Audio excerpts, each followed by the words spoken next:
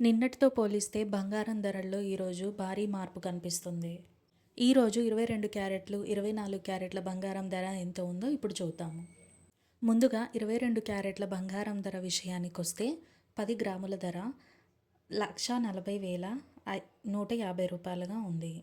ఇక 24 క్యారెట్ల స్వచ్ఛమైన తులం బంగారం ధరనికొస్తే 1,52,890 రూపాయలుగా ఉంది.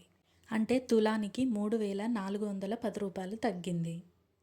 మీరు ఈరోజు బంగారం కొనాలని ప్లాన్ చేసుకున్నట్లయితే మీకు కావాల్సిన బడ్జెట్ను నిర్ణయించుకోండి.